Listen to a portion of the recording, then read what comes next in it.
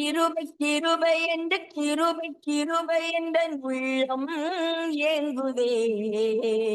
கிருபை தாருமே கிருபை தாருமே இயேசு ராஜனே. கிருபை கிருபை என்று கிருபை கிருபை என்ற உள்ளம் ஏங்குதே. கிருபை தாருமே கிருபை தாருமே இயேசு ராஜனே.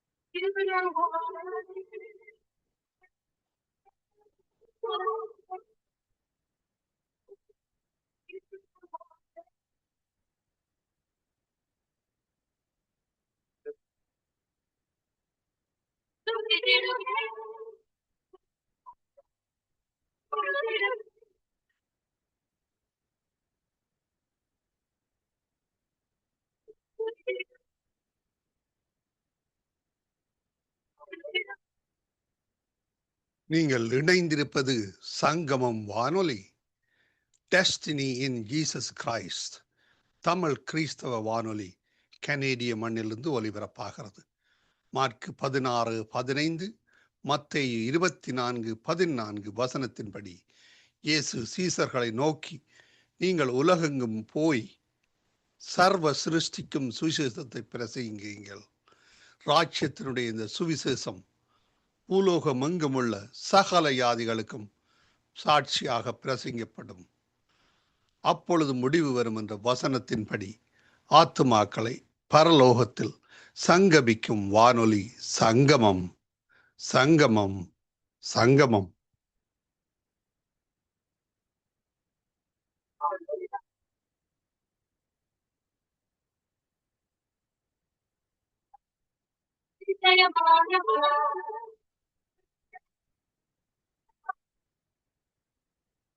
யோசுவா 18ஆம் அதிகாரம். இஸ்ரவேல் புத்திரரின் சபையெல்லாம் சீலோவிலே கூடி அங்கே ஆசரிப்பு கூடாரத்தை நிறுத்தினார்கள். தேசம் அவர்கள் வசமாயிற்று. இஸ்ரவேல் புத்திரரில் தங்கள் சுதந்திரத்தை இன்னும் பங்கிட்டு கொள்ளாத 7 கோத்திரங்கள் இருந்தது. ஆகையால் யோசுவா இஸ்ரவேல் புத்திரரை நோக்கி, உங்கள் பிதாக்களின் தேவனாகிய கர்த்தர் உங்களுக்கு கொடுத்த தேசத்தை சுதந்திரித்துக் கொள்ளப் போகிறதற்கு நீங்கள் எந்த மட்டும் அசதியாய் இருப்பீர்கள்? கோத்திரத்திற்கு 300 மனுஷரை தெரிந்து கொள்ளுங்கள். அவர்கள் எழுந்து புறப்பட்டு தேசத்திலே சுற்றி திரிந்து அதை தங்கள் சுதந்திரத்திற்கு தக்கதாக விவரமாய் எழுதி என்னிடத்தில் கொண்டு வரும்படி அவர்களை அனுப்புவேன். அதை 7 பங்காக பகிர கடவர்கள். யூதா வம்சத்தார் தெற்கே இருக்கிற தங்கள் எல்லையிலும், யோசேப்பு வம்சத்தார் வடக்கே இருக்கிற தங்கள் எல்லையிலும் நிலைத்திருக்கட்டும். நீங்கள் தேசத்தை 7 பங்காக விவரித்து எழுதி இங்கே என்னிடத்தில் கொண்டு வாருங்கள். அப்பொழுது இவ்விடத்திலே நம்முடைய தேவனாகிய கர்த்தருடைய சந்நிதியில் உங்களுக்காக சீட்டு போடுவேன். லேவியருக்கு உங்கள் நடுவே பங்கில்லை. கர்த்தருடைய ஆசாரிய பட்டமே அவர்கள் சுதந்திரம். காத்தும் ரூபனும் மனாசேயின் பாதி கோத்திரமும் யோர்தானுக்கு அப்புறத்திலே கிழக்கே கர்த்தரின் தாசனாகிய மோசே தங்களுக்கு கொடுத்த தங்கள் சுதந்திரத்தை அடைந்து தீர்ந்தது என்றான். அப்பொழுது அந்த மனுஷர் எழுந்து புறப்பட்டு போனார்கள். தேசத்தை குறித்து விவரம் எழுதப் போகிறவர்களை யோசுவா நோக்கி, நீங்கள் போய் தேசத்திலே சுற்றி திரிந்து அதன் விவரத்தை எழுதி என்னிடத்தில் திரும்பி வாருங்கள். அப்பொழுது இங்கே சீலோவிலே கர்த்தருடைய சந்நிதியில் உங்களுக்காக சீட்டு போடுவேன் என்று சொன்னான். அந்த மனுஷர் போய் தேசமெங்கும் அந்தந்த பட்டணங்களின்படியே 7 பங்காக ஒரு புஸ்தகத்தில் எழுதி கொண்டு சீலோவில் இருக்கிற பாளையத்திலே யோசுவாவினிடத்தில் வந்தார்கள். அப்பொழுது யோசுவா அவர்களுக்காக சீலோவிலே கர்த்தருடைய சந்நிதியில் சீட்டு போட்டு அங்கே இஸ்ரவேல் புத்திரருக்கு தேசத்தை அவர்கள் பங்கு வீதப்படி பங்கிட்டான். பென்யமின் புத்திரருக்கு அவர்களுடைய வம்சங்களின்படியே அவர்களுடைய கோத்திரத்துக்கு சீட்டு விழுந்தது. அவர்கள் பங்கு வீதத்தின் எல்லையானது யூதா புத்திரருக்கும் யோசேப்பு புத்திரருக்கும் நடுவே இருந்தது. அவர்களுடைய வட எல்லை யோர்தானிலிருந்து வந்து எரிகோவுக்கு வடபக்கமாய் சென்று அப்புறம் மேற்கே மலையில் ஏறி பெத்தாவேன் வனாந்தரத்தில் போய் முடியும். அங்கே இருந்து அந்த எல்லை பெத்தேல் ஆகிய லூசுக்கு வந்து லூசுக்கு தென் பக்கமாய் போய் அதாருக்கு தாழ்வான பெத்தரோனுக்கு தெற்கே இருக்கிற மலை அருகே இறங்கும். அங்கே இருந்து எல்லை மேற்கு மூலைக்கு பெத்தரோனுக்கு எதிரே தெற்காக இருக்கிற மலைக்கு தென்புறமாய் போய் திரும்பி கீரியாத் பாகால் என்னப்பட்ட யூதா புத்திரரின் பட்டணமாகிய கீரியாத் எயாரிம் அருகே போய் முடியும். இது மேற்கு எல்லை. தென் எல்லை கீரியாத் எயாரீமின் முடிவில் இருக்கிறது. அங்கே இருந்து எல்லை மேற்கே போய் நெப்தோவாவின் நீரூத்துக்கு சென்று அங்கே இருந்து ராட்சதரின் பள்ளத்தாக்கில் வடக்கே இருக்கிற இன்னோமுடைய குமாரரின் பள்ளத்தாக்குக்கு எதிரான மலையடிவாரத்திற்கு இறங்கி அப்புறம் தெற்கே எபூசியருக்கு பக்கமான இன்னோமின் பள்ளத்தாக்குக்கும் அங்கே இருந்து என் ரொகேலுக்கும் இறங்கி வந்து வடக்கே போய் என் சேமேசுக்கும் அங்கே இருந்து அதும்மீம் மேட்டுக்கு எதிரான கெலிலோத்திற்கும் அங்கே இருந்து ரூபன் குமாரனாகிய போகனின் கல்லினிடத்திற்கும் இறங்கி வந்து அராபாவுக்கு எதிரான வடபக்கமாய் போய் அராபாவுக்கு இறங்கும். அப்புறம் அந்த எல்லை பெத் ஓக்லாவுக்கு வடபக்கமாய் போய் யோர்தானின் முகத்துவாரத்திற்கு தெற்கான உப்பு கடலின் வடமுனையிலே முடிந்து போம். இது தென் எல்லை. கிழக்கு புறத்தின் எல்லை யோர்தானே.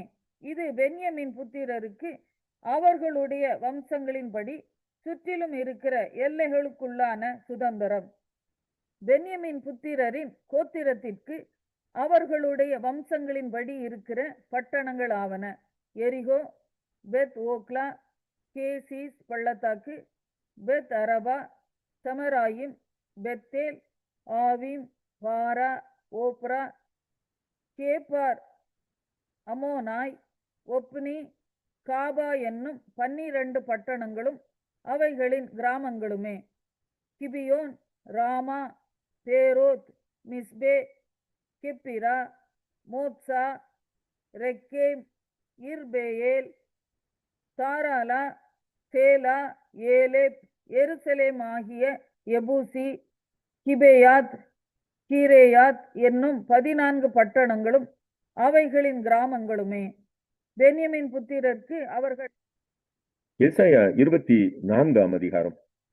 இதோ கர்த்தர் தேசத்தை வெறுமையும் பாழுமாக்கி அதை கவிழ்த்து அதன் குடிகளை சிதறடிப்பார். அப்பொழுது ஜனத்துக்கு எப்படியோ அப்படியே ஆசாரியனுக்கும், வேலைக்காரனுக்கு எப்படியோ அப்படியே எஜமானனுக்கும், வேலைக்காரிக்கு எப்படியோ அப்படியே எஜமானிக்கும், கொண்டவனுக்கு எப்படியோ அப்படியே விற்றவனுக்கும், கடன் கொடுத்தவனுக்கு எப்படியோ அப்படியே கடன் வாங்கினவனுக்கும், வட்டி வாங்கினவனுக்கு எப்படியோ அப்படியே வட்டி கொடுத்தவனுக்கும் எல்லாருக்கும் சரியாக நடக்கும். தேசம் முழுவதும் கொள்ளையாகி முற்றிலும் வெறுமையாகும். இது கர்த்தர் சொன்ன வார்த்தை. தேசம் புலம்பி வாடும், பூமி சத்துவமற்று உலர்ந்து போகும். தேசத்து ஜனத்திலே உயர்ந்தவர்கள் தவிப்பார்கள். தேசம் தன் குடிகளின் மூலமாய் தீட்டுப்பட்டது. அவர்கள் நியாய பிரமாணங்களை மீறி கட்டளைகளை மாறுபாடாக்கி நித்திய உடன்படிக்கையை முறித்தார்கள். இதன் நிமித்தம் சாபம் தேசத்தை பட்சித்தது. அதன் குடிகள் தண்டிக்கப்பட்டார்கள். தேசத்தார் தகிக்கப்பட்டார்கள். சிலர் மாத்திரம் மீந்திருக்கிறார்கள். திராட்சரசம் துக்கம் கொண்டாடும், திராட்சை செடி வதங்கும். மன களிப்பாய் இருந்தவர்கள் எல்லாரும் பெருமூச்சு விடுவார்கள். மேளங்களின் சந்தோஷம் ஓயும், களி கூறுகிறவர்களின் சந்தடி ஒளியும், வீணையின் களிப்பு நின்று போம். பாடலோட திராட்சரசம் குடியார்கள், மதுபானம் அதை குடிக்கிறவர்களுக்கு கசக்கும். வெறுமையாய் போன நகரம் தகர்ந்து ஒருவரும் உள்ளே பிரவேசிக்க கூடாதபடி வீடுகள் எல்லாம் அடைபட்டு கிடக்கும். திராட்சை ரசத்துக்காக வீதிகளிலே கூக்குரல் உண்டு. எல்லா சந்தோஷமும் மங்கி தேசத்தின் மகிழ்ச்சி அற்றுப்போம். நகரத்தில் மீதியாய் இருப்பது அழிவே. வாசல்கள் இடிக்கப்பட்டு பாழாய் கிடக்கும். ஒலிவ மரத்தை ஒலுக்கும் போதும் திராட்சை பழங்களை அறுத்து தீரும் போதும் பின்பறிப்புக்கு கொஞ்சம் மீந்து இருப்பது போல தேசத்துக்குள்ளும் இந்த ஜனங்களின் நடுவிலும் கொஞ்சம் மீந்தி இருக்கும். அவர்கள் சத்தமிட்டு கம்பீரிப்பார்கள். கர்த்தருடைய மகத்துவத்தின் நிமித்தம் சமுத்திரத்தின் என்று ஆர்ப்பரிப்பார்கள். ஆகையால் கர்த்தரை விழுக்கும் திசையிலும் இஸ்ரவேலின் தேவனாகிய கர்த்தரின் நாமத்தை சமுத்திர தீவுகளிலும் மகிமைப்படுத்துங்கள். நீதிபரனுக்கு மகிமை என்று பாடும் கீதங்களை பூமியின் கடையாந்திரத்திலிருந்து கேட்கிறோம். நானோ இளைத்து போனேன், எனக்கு ஐயோ, துரோகிகள் துரோகம் பண்ணுகிறார்கள், துரோகிகள் மிகுதியாய் துரோகம் பண்ணுகிறார்கள் என்கிறேன். தேசத்து குடிகளே, திகிலும் படுகொலியும் கண்ணியும் உங்களுக்கு நேரிடும். அப்பொழுது திகிலின் சத்தத்திற்கு விலகி ஓடுகிறவன் படுகொலியில் விழுவான், படுகொலியிலிருந்து ஏறுகிறவன் கண்ணியில் அகப்படுவான். உயர இருக்கும் மதகுகள் திறவுண்டு பூமியின் அஸ்திபாரங்கள் குலுங்கும். தேசம் நொறுங்கவே நொறுங்கும், தேசம் முறியவே முறியும், தேசம் அசையவே அசையும். வெறித்தவனைப் போல தேசம் தள்ளாடி ஒரு குடிலை போல பெயர்த்து போடப்படும். அதன் பாதகம் அதன் மேல் பாரமாய் இருக்கையால் அது விழுந்து போம், இனி எழுந்திராது. அக்காலத்தில் கர்த்தர் உன்னதமான சேனையை உன்னதத்திலும் பூமியின் ராஜாக்களை பூமியிலும் விசாரிப்பார். அவர்கள் கெபியில் ஏகமாய் கட்டுண்டவர்களாய் சேர்ந்து காவலில் அடைக்கப்பட்டு அநேக நாள் சென்ற பின்பு விசாரிக்கப்படுவார்கள். அப்பொழுது சேனைகளின் கர்த்தர் சீயோன் மலையிலும் எருசலேமிலும் ஆளுகை செய்வதால் சந்திரன் கலங்கும், சூரியன் நாணமடையும். அவருடைய எபிரேயர் 6ஆம் அதிகாரம். ஆகையால் கிறிஸ்துவை பற்றி சொல்லிய மூல உபதேச வசனங்களை நாம் விட்டு செத்த கிரியைகளுக்கு நீங்களாகும் மனம் திரும்புதல், தேவன் பேரில் வைக்கும் விசுவாசம், ஸ்நானங்களுக்கு அடுத்த உபதேசம், கைகளை வைக்குதல், மரித்தோரின் உயிர்த்தெழுதல், நித்திய நியாய தீர்ப்பு என்பவைகளாகிய அஸ்திபாரத்தை மறுபடியும் போடாமல் பூரணராகும்படி கடந்து போவோமாக. தேவனுக்கு சித்தமானால் இப்படியே செய்வோம். ஏனெனில் ஒரு தரம் பிரகாசிப்பிக்கப்பட்டும் பரம ஈவை ருசி பார்த்தும் பரிசுத்த ஆவியை பெற்றும் தேவனுடைய நல் வார்த்தையையும் இனி வரும் உலகத்தின் பலன்களையும் ருசி பார்த்தும் மறுதலித்து போனவர்கள் தேவனுடைய குமாரனை தாங்களே மறுபடியும் சிலுவையில் அறைந்து அவமானப்படுத்துகிறபடியால் மனம் திரும்புவதற்கு ஏதுவாய் அவர்களை மறுபடியும் புதுப்பிக்கிறது கூடாத காரியம். எப்படியெனில் தன்மேல் அடிக்கடி பெய்கிற மழையை குடித்து தன்னிடத்தில் பயிரிடுகிறவர்களுக்கு ஏற்ற பயிரை முளைப்பிக்கும் நிலமானது தேவனால் ஆசீர்வாதம் பெறும். முள் செடிகளும் முள் பூண்டுகளையும் முளைப்பிக்கிற நிலமோ தகாததாயும் சபிக்கப்படுகிறதற்கு ஏற்றதாயும் இருக்கிறது. சுட்டரிக்கப்படுவதே அதன் முடிவு. பிரியமானவர்களே, நாங்கள் இப்படி சொன்னாலும் நன்மையானவைகளும் இரட்சிப்புக்குரியவைகளுமான காரியங்கள் உங்களிடத்தில் உண்டாயிருக்கிறதென்று நம்பி இருக்கிறோம். ஏனென்றால் உங்கள் கிரியையையும் நீங்கள் பரிசுத்தவான்களுக்கு ஊழியம் செய்ததினாலும் செய்து வருகிறதினாலும் தமது நாமத்திற்காக காண்பித்த அன்புள்ள பிரயாசத்தையும் மறந்து விடுகிறதற்கு தேவன் அநீதியுள்ளவர் அல்லவே.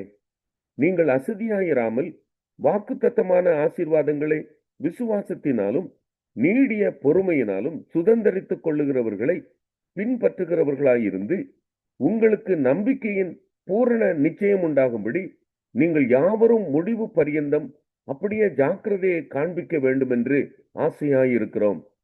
ஆபிரகாமுக்கு தேவன் வாக்குத்தத்தம் பண்ணின போது ஆணையிடும்படி தம்மிலும் பெரியவர் ஒருவரும் இல்லாதபடியினாலே தமது பேரிலே தானே ஆணையிட்டு, நிச்சயமாக நான் உன்னை ஆசீர்வதிக்கவே ஆசீர்வதிப்பேன், உன்னை பெருகவே பெருக பண்ணுவேன் என்றார். அந்தபடியே அவன் பொறுமையாய் காத்திருந்து வாக்குத்தத்தம் பண்ணப்பட்டதை பெற்றான். மனுஷர் தங்களிலும் பெரியவர் பேரில் ஆணையிடுவார்கள். உறுதி பண்ணும்படிக்கு ஆணையிடுதலே சகல விவாதத்திற்கும் முடிவு.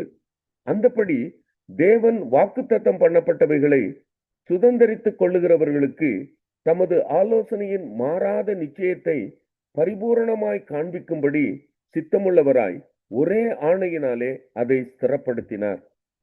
நமக்கு முன் வைக்கப்பட்ட நம்பிக்கையை பற்றி கொள்ளும்படி அடைக்கலமாய் ஓடி வந்த நமக்கு 2 மாறாத விசேஷங்களினால் நிறைந்த ஆறுதல் உண்டாகும்படிக்கு எவ்வளவேனும் பொய்யுரையாத தேவன் அப்படி செய்தார். அந்த நம்பிக்கை நமக்கு நிலையும் உறுதியும் திரைக்குள்ளாக போகிறதுமான ஆத்தும நங்கூரமாயிருக்கிறது. நமக்கு முன்னோடினவராகிய இயேசு மெல்கிசெதேக்கின் முறைமையின்படி நித்திய பிரதான ஆசாரியராய் நமக்காக அந்த எபிரேயர் 7ஆம் அதிகாரம். இந்த மெல்கிசெதேக்கு சாலேமின் ராஜாவும் உன்னதமான தேவனுடைய ஆசாரியனுமாயிருந்தான். ராஜாக்களை முறியடித்து வந்த ஆபிரகாமுக்கு இவன் எதிர்கொண்டு போய் அவனை ஆசீர்வதித்தான். இவனுக்கு ஆபிரகாம் எல்லாவற்றிலும் தசமபாகம் கொடுத்தான். இவனுடைய முதற் பேராகிய மெல்கிசெதேக்கு என்பதற்கு நீதியின் ராஜா என்றும், பின்பு சாலேமின் ராஜா என்பதற்கு சமாதானத்தின் ராஜா என்றும் அர்த்தமாம். இவன் தகப்பனும் தாயும் வம்ச வரலாறும் இல்லாதவன். இவன் நாட்களின் துவக்கமும் ஜீவனின் முடிவும் உடையவனாயிராமல் தேவனுடைய குமாரனுக்கு ஒப்பானவனாய் என்றென்றைக்கும் ஆசாரியனாக நிலைத்திருக்கிறான். இவன் எவ்வளவு பெரியவனாய் இருக்கிறான் பாருங்கள். கோத்திர தலைவனாகிய ஆபிரகாம் முதலாய் கொள்ளையிடப்பட்ட பொருள்களில் இவனுக்கு தசமபாகம் கொடுத்தான். லேவியின் புத்திரரில் ஆசாரியத்துவத்தை அடைகிறவர்களும் ஆபிரகாமின் அறையிலிருந்து வந்த தங்கள் சகோதரனான ஜனங்களின் கையிலே நியாயப்பிரமாணத்தின்படி தசமபாகம் வாங்குகிறதற்கு கட்டளை பெற்றிருக்கிறார்கள். ஆகிலும் அவர்களுடைய வம்ச வரிசையில் வராதவனாகிய இவன் ஆபிரகாமின் கையில் தசமபாகம் வாங்கி வாக்குத்தத்தங்களை பெற்றவனை ஆசீர்வதித்தான். சிறியவன் பெரியவனாலே ஆசீர்வதிக்கப்படுவான், அதற்கு சந்தேகமில்லை. அன்றியும் இங்கே மரிக்கிற மனுஷர்கள் தசமபாகம் வாங்குகிறார்கள், அங்கேயோ பிழைத்திருக்கிறான் என்று சாட்சி பெற்றவன் வாங்கினான். அன்றியும் மெல்கிசெதேக்கு ஆபிரகாமுக்கு எதிர்கொண்டு போன போது லேவியானவன் தன் தகப்பனுடைய அறையில் இருந்தபடியால் தசமபாகம் வாங்குகிற அவனும் ஆபிரகாமின் மூலமாய் தசமபாகம் கொடுத்தான் என்று சொல்லலாம். அல்லாமலும் இஸ்ரவேல் ஜனங்கள் லேவி கோத்திர ஆசாரிய முறைமைக்கு உட்பட்டிருந்தல்லவோ நியாயப்பிரமாணத்தை பெற்றார்கள். அந்த ஆசாரிய முறைமையினாலே பூரணப்படுதல் உண்டாயிருக்குமானால் ஆரோனுடைய முறைமையின்படி அழைக்கப்படாமல் மெல்கிசெதேக்கினுடைய முறைமையின்படி அழைக்கப்பட்ட வேறொரு ஆசாரியர் எழும்ப வேண்டுவதென்ன? ஆசாரியத்துவம் மாற்றப்பட்டிருக்குமேயானால் நியாயப்பிரமாணமும் மாற்றப்பட வேண்டியதாகும். இவைகள் எவரை குறித்து சொல்லப்பட்டிருக்கிறதோ அவர் வேறொரு கோத்திரத்துக்குள்ளானவராயிருக்கிறாரே. அந்த கோத்திரத்தில் ஒருவனாகிலும் பலிபீடத்து ஊழியம் செய்ததில்லையே. நம்முடைய கர்த்தர் யூதா கோத்திரத்தில் தோன்றினார் என்பது பிரசித்தமாயிருக்கிறது. அந்த கோத்திரத்தாரை குறித்து மோசே ஆசாரியத்துவத்தை பற்றி ஒன்றும் சொல்லவில்லையே. அல்லாமலும் மெல்கிசெதேக்குக்கு ஒப்பாய் வேறொரு ஆசாரியர் எழும்புகிறார் என்று சொல்லியிருப்பதினால் மேற் சொல்லியது மிகவும் பிரசித்தமாய் விளங்குகிறது. அவர் மாம்ச சம்பந்தமான கட்டளையாகிய நியாயப்பிரமாணத்தின்படி ஆசாரியராகாமல் நீர் மெல்கிசெதேக்கின் முறைமையின்படி என்றென்றைக்கும் ஆசாரியராய் இருக்கிறீர் என்று சொல்லிய சாட்சிக்கு தக்கதாக அழியாத ஜீவனுக்குரிய வல்லமையின்படியே ஆசாரியரானார். முந்தின கட்டளை பலவீனம் உள்ளதும் பயனற்றதுமாய் இருந்ததன் நிமித்தம் மாற்றப்பட்டது.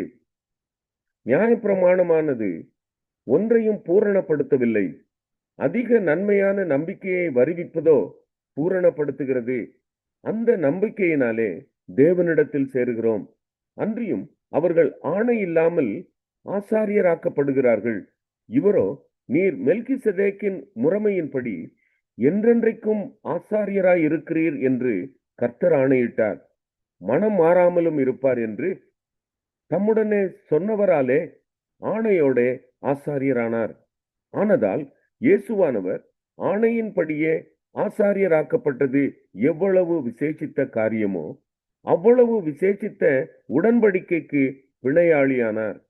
அன்றியும் அவர்கள் மரணத்தின் நிமித்தம் நிலைத்திருக்க கூடாதவர்களானபடியால் ஆசாரியராக்கப்படுகிறவர்கள் அநேகராயிருக்கிறார்கள். இவரோ என்றென்றைக்கும் நிலைத்திருக்கிறபடியினாலே மாறிப்போகாத ஆசாரியத்துவம் உள்ளவராயிருக்கிறார். மேலும் தமது மூலமாய் தேவனிடத்தில் சேருகிறவர்களுக்காக வேண்டுதல் செய்யும்படிக்கு அவர் எப்பொழுதும் உயிரோடு இருக்கிறவராகையால் அவர்களை முற்றுமுடிய ரட்சிக்க வல்லவராயும் இருக்கிறார். பரிசுத்தரும் குற்றமற்றவரும் மாசில்லாதவரும் பாவிகளுக்கு விலகினவரும் வானங்களில் உயர்ந்தவருமாய் இருக்கிற இவ்விதமான பிரதான ஆசாரியரே நமக்கு ஏற்றவராயிருக்கிறார். அவர் பிரதான ஆசாரியர்களைப் போல முன்பு சொந்த பாவங்களுக்காகவும் பின்பு ஜனங்களுடைய பாவங்களுக்காகவும் நாடோறும் பலியிட வேண்டுவதில்லை. ஏனெனில் தம்மைத்தாமே பலியிட்டதினாலே இதை ஒரே தரம் செய்து முடித்தார். நியாயப்பிரமாணமானது பலவீனமுள்ள மனுஷர்களை பிரதான ஆசாரியராக ஏற்படுத்துகிறது. நியாயப்பிரமாணத்திற்கு பின்பு உண்டான ஆணையோட விளங்கிய வசனமோ என்றென்றைக்கும் பூரணரான குமாரனை ஏற்படுத்துகிறது.